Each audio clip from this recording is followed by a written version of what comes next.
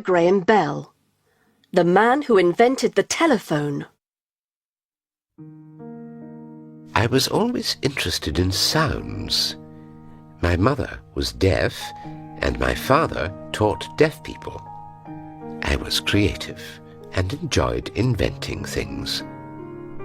I did a lot of experiments, and one day I invented the telephone.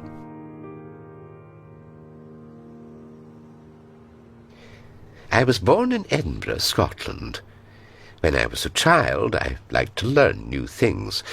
I liked art, poems, and music, and I could play the piano very well. I invented my first machine when I was 12 years old. I had a friend, and his father had a mill. One day, we were playing together in the mill when my friend's father told us, "Why don't you do something useful?" That's a good idea, I thought, and I invented a new machine.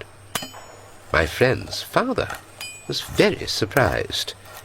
The machine could separate the outside parts of wheat grains from the inside parts. The machine could do the job quickly and easily. I left school when I was 15 years old because I wasn't interested in school lessons.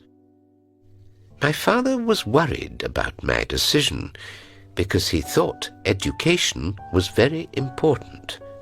He was a professor at Edinburgh University and worked on visible speech, a system to teach deaf people. I was interested in my father's work, maybe because my mother was deaf. One day, I read a book that gave me an idea that it was possible to use electricity to produce sound. I decided to work on that. But hard times came. Between 1867 and 1870, two of my brothers became ill with tuberculosis and died. I also became ill, but I was very weak. My father thought that our family needed a new start, and one day he made a decision. "We're going to move to Canada," he said. I was 23 years old when we sailed across the Atlantic Ocean. When we were there, my father bought a farmhouse in Ontario. Life on the farm was good for my health, and it helped me feel stronger.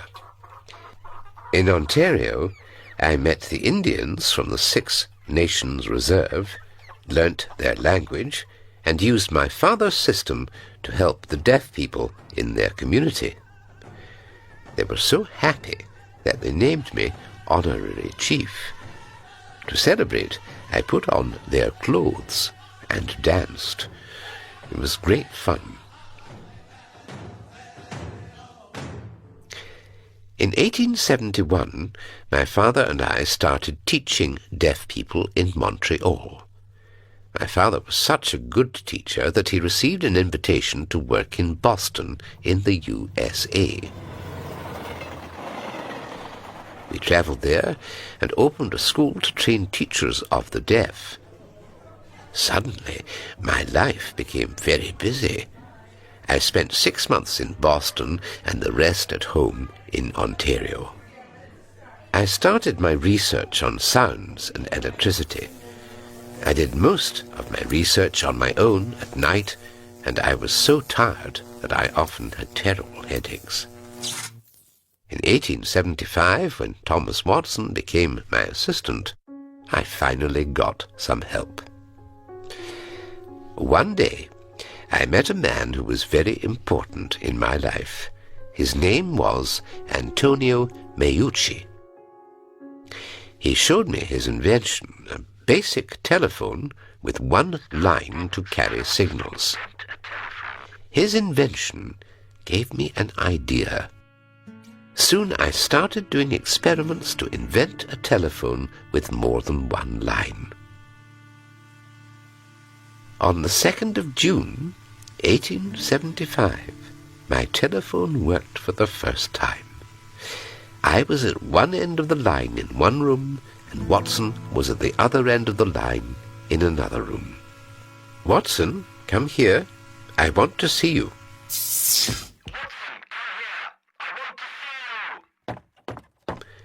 And Watson came to see me. This was the start of a revolution that changed the world. I got a patent for my telephone. It was patent number 174,465. After that, I decided to work hard on my new invention. I didn't have much time to work as a teacher, so I only had 2 students, and one of them was Mabel Hubbard. Mabel was deaf, but she could read your lips and speak, and she later became my wife. Her father was a friend of mine. Mr. Hubbard was interested in my work and gave me money for my experiments. With his help, I invented a new telephone that could send messages more than 5 miles. I offered it to the company Western Union, but the president said it was a toy.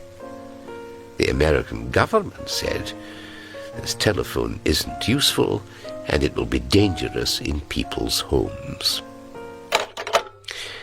I decided to start my own company without help from businessmen or the government.